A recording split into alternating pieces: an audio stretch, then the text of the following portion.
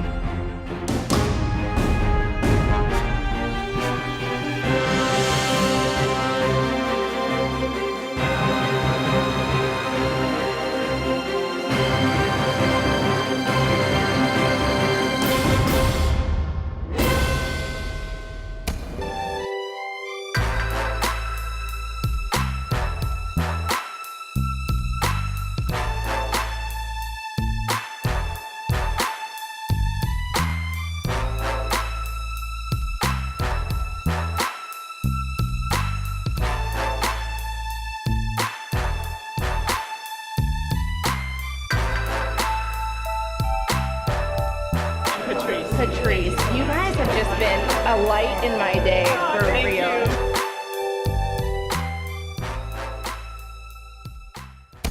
I believe I was in daycare in Brooklyn, and my first actual acting gig was I played Rosa Parks, and I had her famous line that she is well known for. And I remember standing up when it was my time to talk, and I said, I paid my fare like everybody else. That's when it all started for me. Well, it all started for me around the age of 10. My grandfather took me to see, in my heart, was the best performer in the world, and that was James Brown. And my grandfather, I miss him dearly. His name was James White, and he actually looked like James Brown. And I loved James Brown. And so my grandfather took me to the Apollo Theater, Harlem, New York, you know what I'm saying? To see James Brown. And James Brown got into his set and was just doing his thing. And I jumped up in the aisle and started dancing. I was doing my thing. And James Brown actually stopped his show and pointed up into the top level where I was dancing and said, somebody needs to tell that young man to sit down. He's stealing the show from me. And that's where it started for me. And now we fast forward to my stage plays. I did so many performances in high school. I absolutely loved it. I could remember getting in the drama classes and auditioning for shows, and I have to honestly say, every single thing that I auditioned for, I actually got a role. It wasn't important to me to be cast as the lead. It just was very important for me to be cast, period, because that means that I did my thing, that I got a part. It was really simple for me, but I understand that my foundation is strong in acting because of the stage. That's where my acting chops were birthed, I guess, and I absolutely loved it. I love having the immediate responses from the audience. I loved being on stage with other people. I loved holding for laughs and all the blocking and that excitement that comes into your stomach when you know you're about to hit the stage and start your performance. I remember my drama teacher saying that nervousness in your stomach was actually extra energy, and just use that to just wow the crowd. And I love it. I absolutely love it. So I have always been a very physical person ever since I was a little boy. I was somewhere around the age of 14. I studied martial arts, Taekwondo, Hapkido. So I was always kicking and punching. And I do remember going to Mother Goose kindergarten school, and I actually knocked myself out. Well, I knocked the wind out of me. I broke loose and I was trying to run for the car, and I tripped over my feet, smacked the side of the car, knocked the wind out of me. I was like, just trying to breathe. So I guess that was my first stunt. So I was cast as the co-lead on an independent film called Waiting on the Warrior. Agent Judy Allison. Yes, sir, I can be there. No, it's no problem. All right, thank you. Okay. May I help you with something? You want to tell me why you decided to destroy my happy home and beautiful marriage? I'm sorry, I'm not following. Does the name David King ring a bell in that pretty little head of yours? In fact, it does. I knew it. I knew it. He's one of my agents. What? Agent. He's one of my agents. Have a great workout. Grew up underneath my grandmother's roof. I actually knocked my own self out 4 times. I was doing flips on the bed, and one time I was jumping up and my knees went too high up and I hit myself in the jaw, went completely out. Another time I was practicing what I saw in the old Hong Kong Kung Fu movies, a headbutt, and I was trying to headbutt the wall, and I end up actually hitting the wall, headbutting it, and knocking myself out. You are not the same person you used to be, so do not let this have power over you.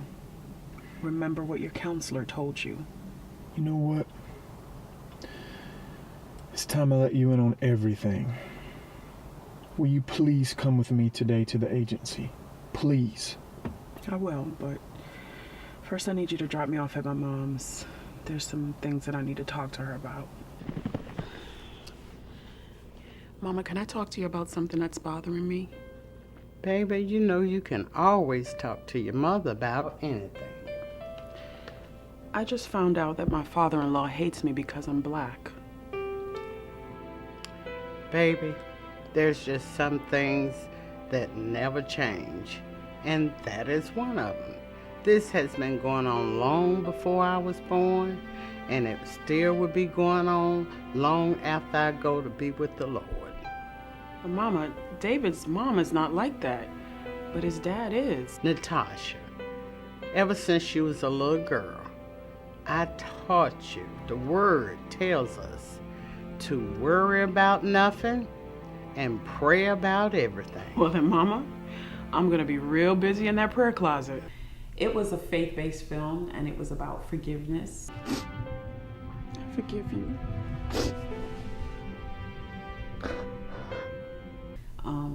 I had a really great time doing the film. We actually shot it twice, believe it or not.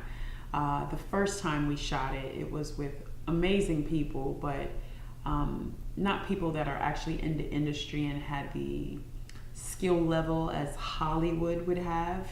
But we did the best that we could, and it wasn't the best experience as far as, you know, getting that Hollywood experience, I guess to say, but it was awesome to me because I was doing what I feel and I believe I was born to do. So it felt great to actually be doing something for my craft. And even though the finished copy didn't come out the way it should have, you know, to me, it wasn't a waste of time, it wasn't a waste of money, and it wasn't a waste of effort, because every little bit that you pour into your craft is what takes you to that next level and the next step.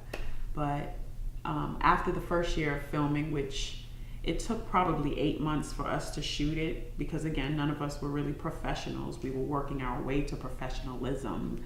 And we were able to land a professional crew the next year. And we reshot the film, which was done so great. We had professional makeup artists, we had professional cameramen, and I met this awesome director who is now my best friend and the love of my life, Scottio the Pro, who did a phenomenal job. And we ended up having a finished product that I am very proud to share and talk about. I actually got my first break as an actor doing a TV show years ago called the John Larroquette Show. That's actually how I got my SAG card. I was Taft-Hartley. They gave me what's called a 5 and under, 5 lines and under, and it was actually 2 words that I said. And I got my Screen Actors Guild card, membership card, through that show. And then as I was teaching martial arts in Los Angeles, I was introduced to my teacher, actually, Philip Ree. He introduced me to his brother, Simon Ree. Very, very, very grateful for these 2 gentlemen in my life. And Simon hired me on, gave me my first stunt job on a movie called TNT with Randy Travis and Eric Roberts, and Master Simon Ree was a stunt coordinator on that. And so they killed me in the very beginning of that. And then I guess, Master Ree thought that, I had some potential, so he gave me other jobs. He hired me on a Tommy Davidson TV show called Between Brothers, and I did some stunts on that TV show. And then he brought me back on his movie and his brother's movie, Master Philip Ree. The movie was Best of the Best, Without Warning. And yeah, they killed me in that one. While teaching at the Taekwondo school in Los Angeles, I was teaching, and one of the co-executive producers of the TV show The District, and he gave me an opportunity. Inspiration to us all is how one officer described the deputy chief. Reporting live from the scene. Talking about him like he's already dead. Hey, Scotty. Yeah. I need you to set up a new press area and make a perimeter about 20 feet back. Gotta put them in front of that guy's Scotty, door. I do not care. Please, just do it. All right? Everybody, take all your equipment and move it across the street. You know that thing in your life that no matter what you do, you can't break away from it, you can't walk away, you can't turn your back or leave it alone? Acting is it for me. I know it, I believe it, I own it, I walk in it, I breathe it, I eat it, I sleep it.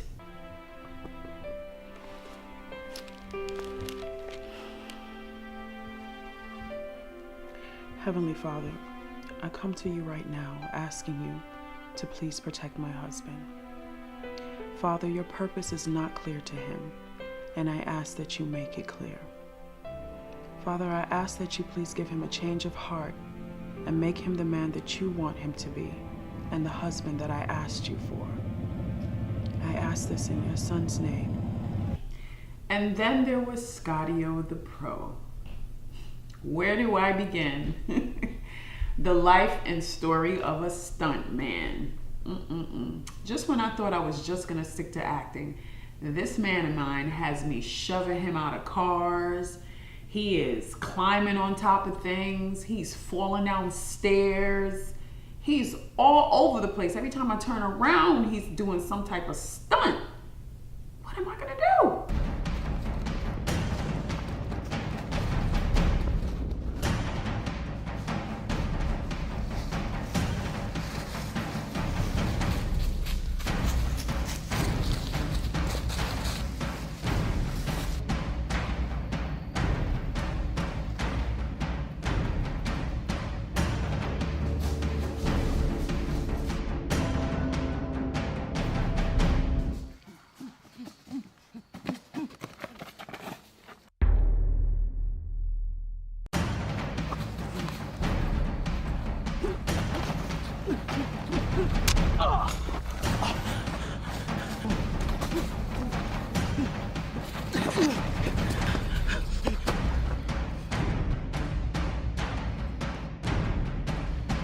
You ain't gonna shoot.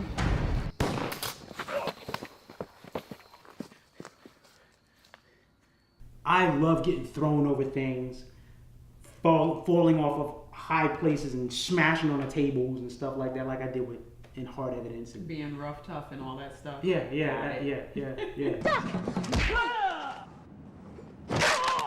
That's my thing. So I'm passionate about that. Just like, there's so many stunt brothers and stunt sisters in this, industry that are phenomenal, and that's our passion. And we reach out to other people that have aspirations to, be a stunt player. And what I say is, go for it. Let nobody ever tell you That's right. you can't do it. You shouldn't do it. Don't let them put their insecurities, their negativities, jealousies, and fear on you when it comes to doing your passion. Absolutely. That's what I feel about stunt work. Absolutely. And as far as acting and anything that you have in your heart to do, my message to everyone is, don't let anybody stop you. If people say that they don't see that vision that you have, just always remember that your vision is for you to see, not for others to see. God gave that vision to you, not to others. So it's okay that they don't see it. You need to surround yourself with people who are supportive.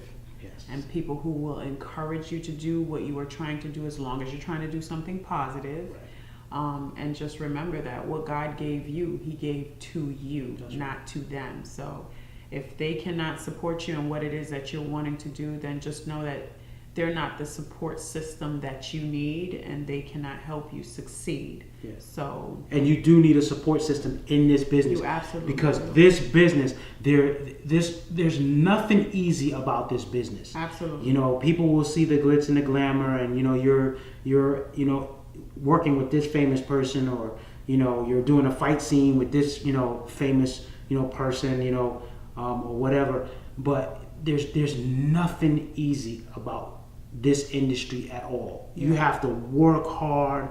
You have to put in the work. You have to sacrifice an awful lot. Mm-hmm. The payoff is big and well worth it.